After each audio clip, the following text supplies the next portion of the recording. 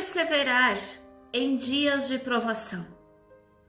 Ao tentar responder esta pergunta, eu lembro de quando era criança e morava na casa dos meus pais. Muito próximo da casa deles tem um rio, e à beira do rio tem muitas touças de bambu. Era impressionante como os bambus, nos dias em que a água do rio subia, os dias em que tinha muita água no rio, ou em dias de enchente inclusive, o bambu se curvava, se deitava praticamente, levado pela força das águas. Porém, quando as águas baixavam e voltavam para o leito do rio e a beira já não estava mais inundada, o que acontecia com as touças de bambu? Elas se levantavam e balançavam suavemente ao som do vento, como que aplaudindo um novo dia de sol. Ali estavam elas. Incrivelmente, no dia da enchente elas eram açoitadas e se curvavam. Posteriormente à enchente, lá estavam elas, belas e verdes, balançando suavemente, aplaudindo como que aplaudindo um dia de sol.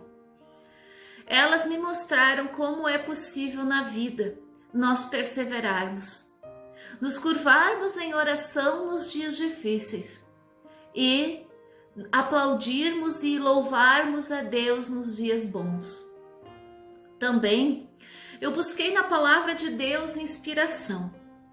E essa palavra vem de 2 Coríntios, do capítulo 11, os versículos 24 em diante, onde o apóstolo Paulo relata o que ele tem passado.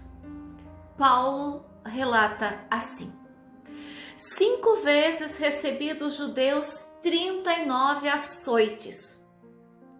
3 vezes fui golpeado com varas, 1 vez apedrejado. 3 vezes sofri naufrágio.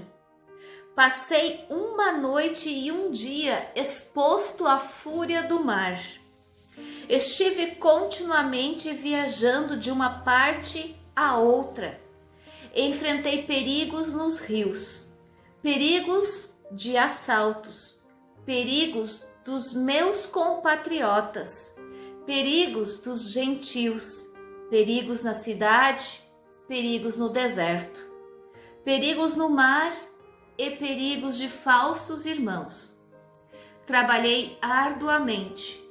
Muitas vezes fiquei sem dormir. Passei fome e sede e muitas vezes fiquei em jejum. Suportei o frio e a nudez.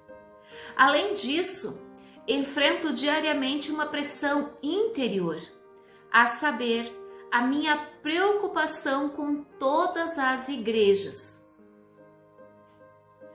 Ao ouvirmos o relato do apóstolo Paulo, nós ficamos pensando, puxa, nós não temos passado por tantas coisas quantas ele passou.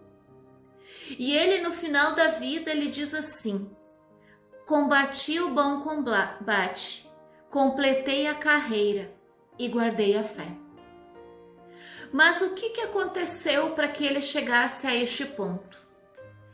Na sua segunda viagem missionária, o próprio Senhor lhe aparece em visão, dando-lhe uma palavra de ânimo e encorajamento para que permanecesse firme. Ouça a palavra que Jesus disse ao apóstolo Paulo. Está registrada em Atos 18, o versículo 9.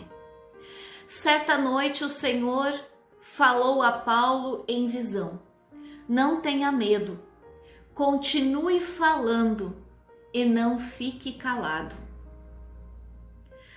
Percebemos que o próprio Senhor, ele percebe a nossa situação de desolação e abatimento. E ele vem para nos encorajar. Ele vem para nos reanimar. Por isso, não ceda à ansiedade. Você pode dar conta. Você é forte. Ouça o que Tiago, no capítulo 1, o verso 12, diz para nós: feliz é o ser humano que persevera na provação, porque depois de aprovado, receberá a coroa da vida que Deus prometeu a todos que o amam. Feliz é a pessoa que é perseverante, que luta e não cede à ansiedade. Lembre-se que a luta que você está passando não é para te parar, mas para te fazer crescer. A exemplo de Paulo, Tiago, que as situações difíceis sirvam para nos encorajar a caminhar ainda mais uma distância, sempre com Jesus. Em Hebreus 11, nós temos a galeria dos heróis da fé. Heróis por quê? Passaram por situações delicadas na vida, mas perseveraram. Em Hebreus, então, vai dizer assim no capítulo 10, o versículo 38. Mas o meu justo viverá pela fé, e se retroceder, não me agradarei dele. Amados, amadas de Deus, não vamos retroceder, não vamos recuar na fé. Continuemos firmemente crendo em Jesus. Continuemos sendo homens e mulheres de perseverança. Como diz a Bíblia em Filipenses, no capítulo 4, versículo 13. Tudo posso naquele que me fortalece. Muita força na hora de atravessar as dificuldades, para depois, do outro lado delas, poder celebrar a vitória. Sejamos, portanto, pessoas que não recuam na fé.